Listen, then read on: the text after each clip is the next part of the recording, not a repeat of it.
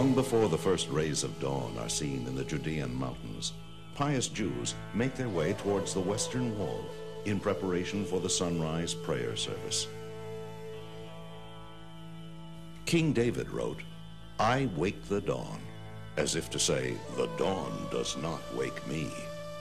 3,000 years later, his words live in the hearts of his people.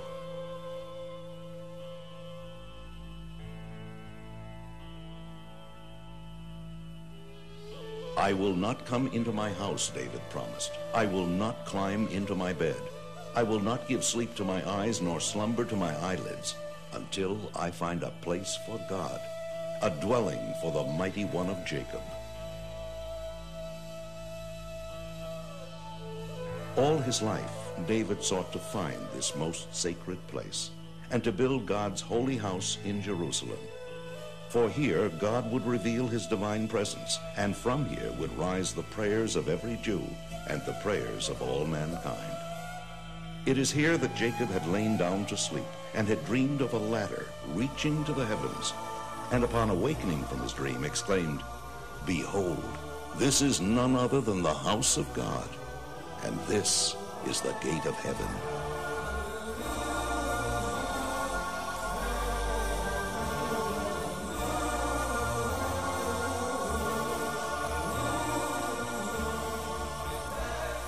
For nearly 2,000 years, the Holy Temple has lain in ruins. What was this place that eternally inspires the hearts of the Jewish people? That a mere outer wall surrounding the Temple Mount, a wall not even of the temple itself, should be held in such awe and treated with such abiding love? It was not simply a huge synagogue as so many people assume. The Holy Temple was a unique structure, the one house of the one God, unlike any other edifice on earth.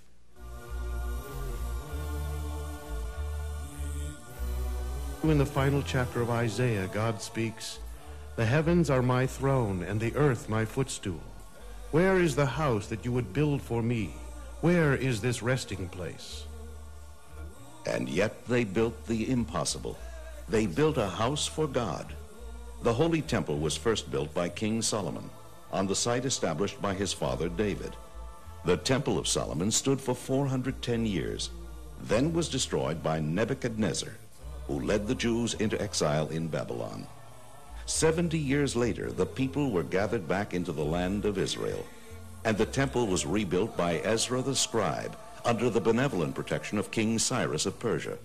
Again, the temple stood as the center of Jewish life, this time for 420 years, through the desecration by the Syrian Greek armies of Antiochus and the subsequent rededication by the Maccabees, through the tyrannical reign of Herod, the ex-Roman slave who ultimately became king over the Jewish people.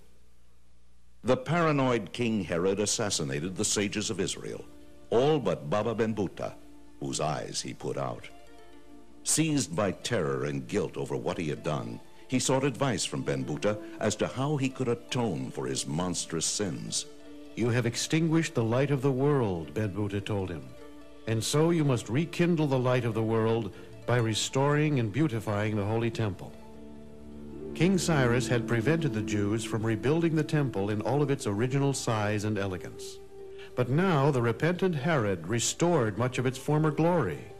The Talmud teaches that one who never saw the temple as rebuilt by Herod has never seen a beautiful building. And the mystical teachings of Judaism say further that since the day the temple was destroyed, man has not seen at all. For with the destruction of the temple, the gift of sight that God gave mankind was dimmed. Seeing in its truest sense will not be possible until the Holy Temple is once and forever rebuilt. To understand something of the extraordinary greatness of the Holy Temple, we must go back to its beginnings, its first roots in the wilderness of Sinai during the 40 years that God led the Jews through the desert after the Exodus from Egypt. A portable sanctuary called the Tabernacle was built by Moses as an atonement for the sin of the golden calf, and in fulfillment of the scriptural commandment, "They shall make for me a sanctuary so that I may dwell within them." In this sanctuary, God's divine presence was miraculously revealed. As the Bible relates, when the clouds of glory descended upon the tabernacle, This was the signal for the children of Israel to rest from their travels and make camp. Then, when it was God's will that the tribes of Israel travel again, the clouds of glory would rise and depart, signaling the Levites to disassemble the tabernacle and the children of Israel to journey on. When finally the children of Israel entered the promised land, the tabernacle accompanied them. It stood in Gilgal for 14 years, then at Shiloh for 369 years, at Nob for 13 years, and in Gibeon for 44 years. Here is the hill at Shiloh today, thought to have been the site of the tabernacle. 430 years in all, the tabernacle wandered through the land of Israel, a princely bridegroom yearning and searching for a bride. By this time, David was king over Israel. It was intolerable to him that the divine presence should dwell in a temporary structure. David and the prophet Samuel looked deeply into the Holy Scriptures, in Deuteronomy and in the book of Joshua, and concluded that the chosen site had to be in the territory allotted to the tribe of Benjamin, in a place called Jerusalem.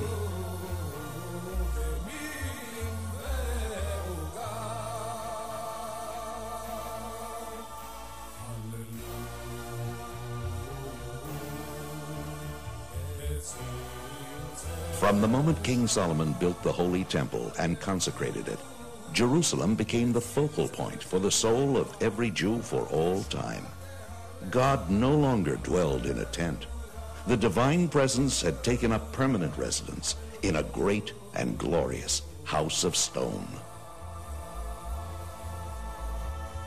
The portable tabernacle was built primarily of overlaid wood and stretched cloth, both originating as plant life. But the temple had to be built entirely of stone. Since this was to be the permanent dwelling place of the godly light in this physical world, the light had to permeate the world down to its lowest aspect, inanimate matter, stone. Stones of all shapes, sizes, and qualities were utilized in the construction. The largest stone known to have been used weighs more than 400 tons. The stones used for the great altar had to be hewn without the aid of an iron tool, yet had to be as smooth as polished glass. If a scratch the thickness of a fine hair were found, that stone was removed from the altar and replaced and buried beneath the temple. An extraordinary series of miracles occurred during the building of the first temple. Throughout the 8 years of its construction, not one of the many thousands of laborers died or fell ill. But then, when the construction was completed, all the workers fell dead. And God spoke from heaven, saying that he would give them all their full reward in the next world, the eternal world. This so that the kings and rulers of other lands would not use these same workers for their own buildings and boast that those who built the house of God now work for us. The sages of Israel report in the Mishnah that the Temple Mount measured exactly 500 cubits by 500 cubits, which is approximately 1,000 feet by 1,000 feet. The great inner building of the temple was called the Ahikam. It housed the portico, within it the sanctuary, and within it the Holy of Holies. The Ahikam at its base stood 44 feet above the rest of the Temple Mount and rose to a height of 240 feet, equivalent to a modern-day 20-story building. The walls of the interior of the Ahikam were lined with cedar wood and then overlaid with pure gold. Water reached the temple from underground in Jerusalem and through aqueducts from as far away as Hebron, a distance of more than 30 miles. Cisterns, pipes, and pools stored the water under the Temple Mount.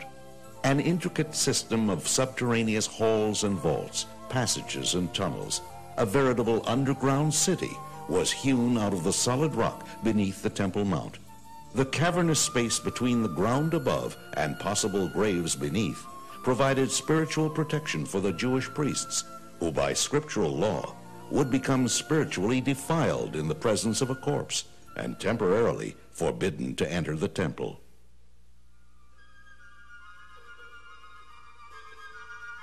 Visitors to Israel today are astounded to learn that they are standing not at the foot of the Western Wall, but merely at the midpoint of its height.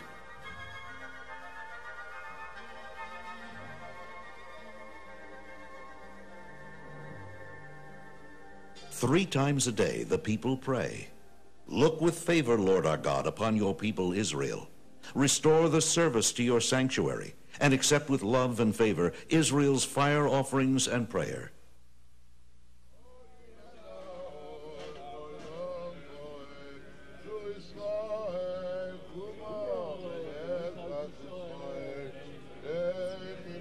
And at the precise moment the sun breaks over the horizon, the people praying the sunrise service step forward to recite the Amidah, the 18 benedictions that forms the central prayer of every Jew.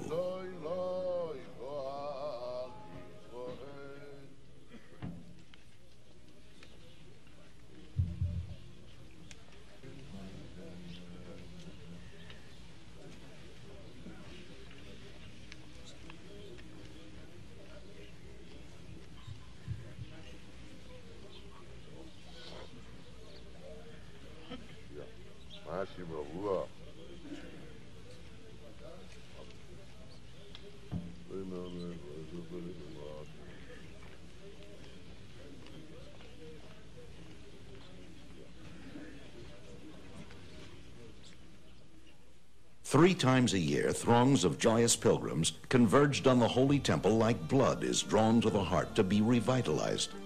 And Jerusalem was swollen with joy as her far-flung children, the people of Israel, came home to her from every place in the land of Israel and from beyond its borders. They came with the first fruits they had harvested and with their offerings of thanksgiving. They came to offer the paschal sacrifice. They came to see God and to be seen by God in the place that he had chosen, in his holy house. They left everything they owned at home unattended, for God had assured them of his protection. They came to sing and dance and bow their heads in awe before the majesty of the King of the universe.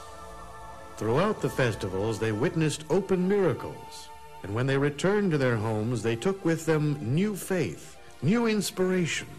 From Jerusalem they went forth to every village and city of the land, as blood surges forth from the heart to all the organs of the body, renewed and revitalized. But how did it happen? What was there about the temple that brought such inspiration to the people, that continues to inspire their prayers till this very day, more than 1900 years after it was destroyed? The ultimate focal point of the Holy Temple was contained within the Holy of Holies, the innermost part of the sanctuary. This room was built over the Even Hashatiyah, the foundation stone, the primordial point from which God created the world. Atop the foundation stone in the first temple rested the Holy Ark of the Covenant.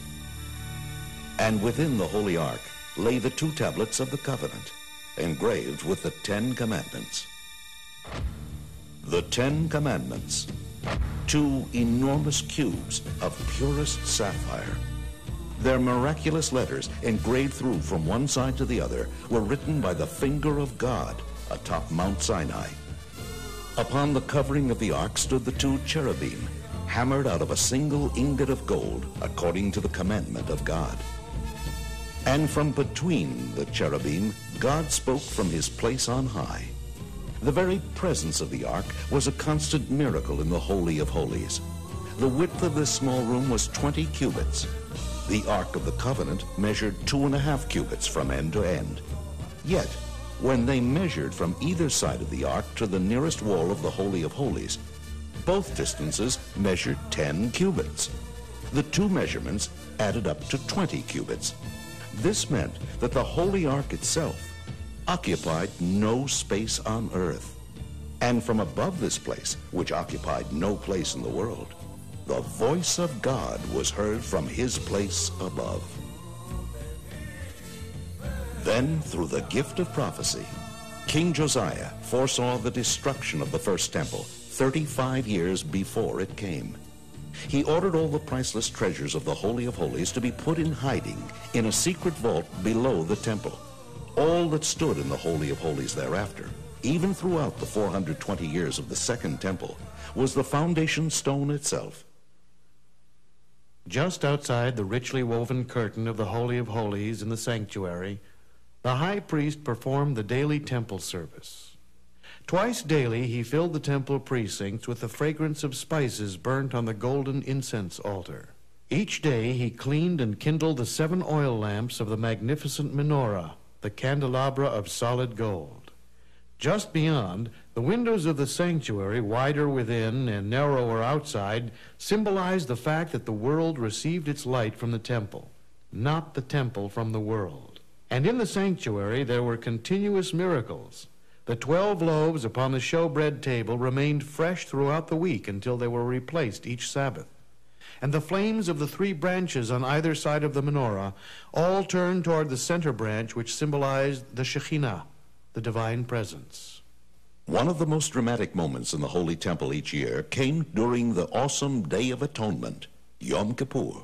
For when the temple stood, the entire Yom Kippur service was performed by one man, the high priest. On this holiest day of the year, the holiest man in the world entered the holiest place in the world and pronounced the awesome name of God. Before entering the most holy place, the high priest was addressed by the eldest priest with words of warning. Consider in whose presence you are about to enter.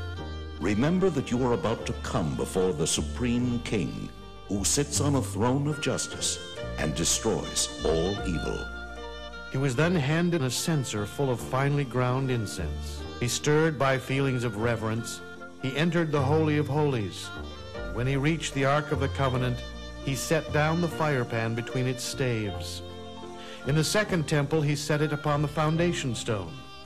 He emptied all of the incense from the ladle into his hands, then placed it on the glowing coals of the firepan until the Holy of Holies became filled with smoke. And when he emerged from within the curtain, he offered a brief prayer. When atonement had been granted to the people, a thread of crimson wool that had been placed in the sanctuary miraculously turned white. The people who had been anxiously awaiting this moment now rejoiced.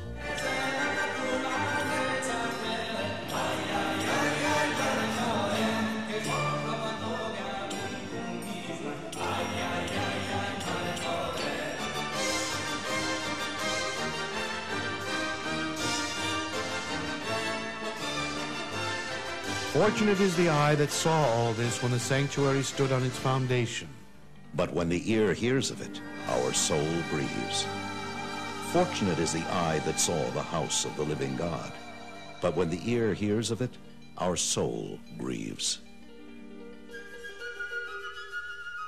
And the Lord called to Moses and spoke to him from the tent of meeting, saying, Speak to the children of Israel, and say to them, If any man among you would bring an offering to the Lord, you shall bring your offering from the cattle, from the herd, and from the flock. In the courtyard that lay before the Heichal stood the great altar. From the soft earth here, God formed the body of the first man, Adam. And it was here that Noah came from Mount Ararat to offer sacrifices of thanksgiving to God after the floodwaters had subsided. But it was the binding of Isaac on precisely this same spot that is the inspirational source of the sacrificial altar.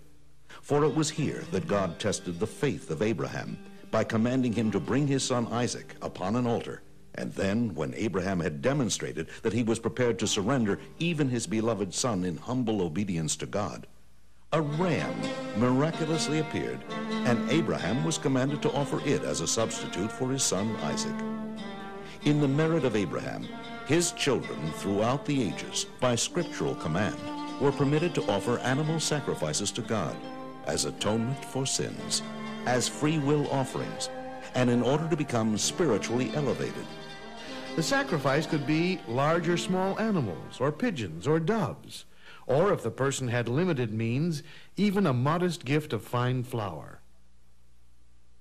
And accompanying this service, and raising the entire experience to the most exalted of spiritual levels, was the most glorious musical pageantry the world has ever known. It is recorded in the book of Chronicles that 4,000 musicians played at the dedication of the first temple. One of the remnants of the actual music of the Holy Temple that we still have is the blessing of the congregation by the Kohanim, the priests. In most communities throughout the world, the priestly blessing is performed only during a festival and on Rosh Hashanah and Yom Kippur. But in Jerusalem, The priests blessed the people during the morning service every day. And during the intermediate days of Passover and Sukkot, hundreds of Kohanim, direct descendants of Aaron, assemble in front of the western wall to bless the people.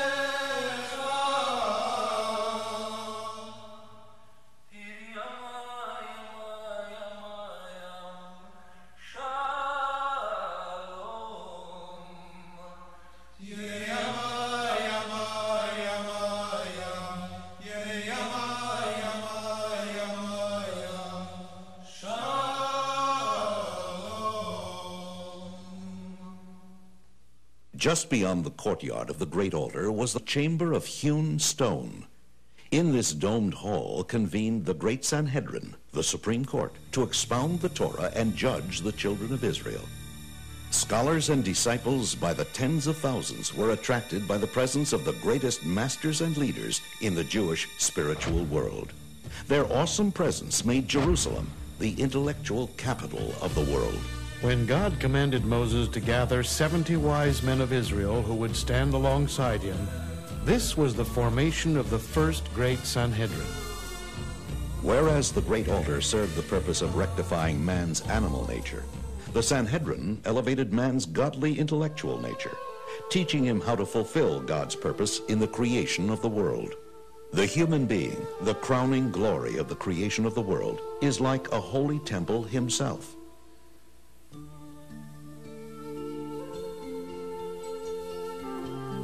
His intellect corresponds to the Holy of Holies, his love of God to the menorah, his sense of reverence to the table of the 12 loaves, his quality of mercy to the golden incense altar, his faith and trust to the basin and laver from which the priests washed and purified their hands and feet, his foundation and regal bearing to the great altar.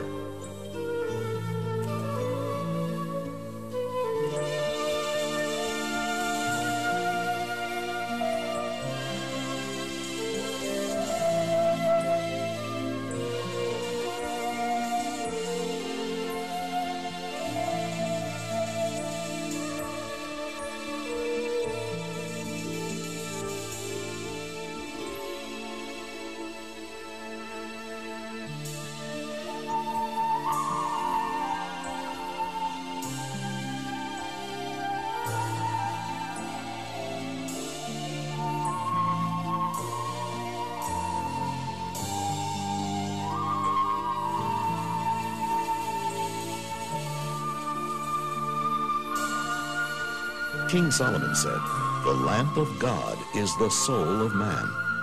Indeed, man is the vessel for the godly light in this world. By means of the 10 divine attributes which radiate in his soul, man has been granted the ability to perceive the divine to transcend his earthly, mundane nature. Yet paradoxically, he is instructed to remember at all times that he is but dust and ashes, and formed of the very earth. He is of the highest and lowest, striving to draw ever closer to his Creator, who constantly brings him forth into existence from absolute nothingness. And Jacob dreamed, and behold, a ladder stood upon the earth, and the top of it reached to the heaven. And behold, the angels of God were ascending and descending upon it. And behold, the Lord stood above it and said, I am the Lord God of Abraham your father, and the God of Isaac. And Jacob awoke out of his sleep, and he said, Surely the Lord is in this place, and I knew it not. And he was afraid, and said, How awesome is this place! This is no other than the house of God, and this is the gate of heaven. Our sages teach us that when a person is praying, no matter where he is in the world, he should face Jerusalem. If he is in Jerusalem, he should face the site of the Holy Temple. If he is by the Holy Temple, he should direct his prayers to the space between the cherubim, the place of prophecy. And King David wrote, This is the gate of the Lord, in which the righteous shall enter. As for why the Western Wall has become the most cherished site of the Jewish people, it is because this outer wall of the Temple Mount was built from funds contributed by the poor. So precious were these gifts that God decreed his divine presence would never leave the Western Wall, even after his house was destroyed, even during the long, bitter years of exile. And when the Sanhedrin is once more called together by our righteous Mashiach, the Messiah, he will ascend to this place, rebuild the Holy Temple, and all the peoples of the world will come up to Jerusalem to pay homage to the Lord. The qualities and dimensions of the temple that Mashiach will build is the subject of the last 9 chapters of the book of Ezekiel. They describe in minutest detail the physical structure of the third temple, the eternal temple which will never be destroyed. Its construction will usher in the time of the final redemption, when peace and harmony between man and between man and God will reign forever. And when the Holy Temple is rebuilt, the Jewish people will once more be able to perform all 613 commandments of the Torah, for all but approximately 90 are dependent on the existence of God's house.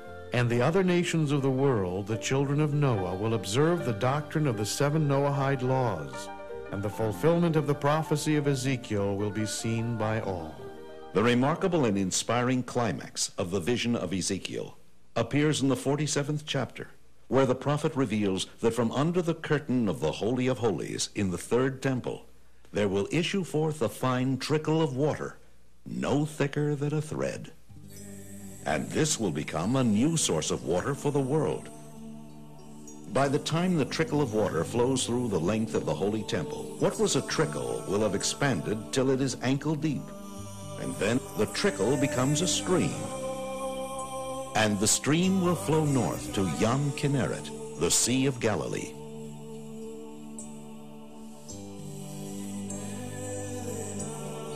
Every tree will be nourished from that stream, and the leaves of every tree will have healing powers through which every disease in the world will be healed. And from there the stream will flow south until it reaches the Dead Sea, and it will sweeten its salty waters.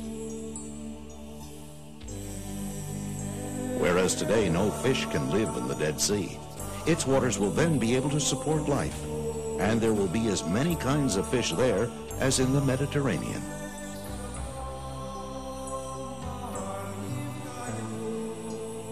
And the stream will then turn to the west and flow into the Mediterranean, and will sweeten its waters till they are drinkable.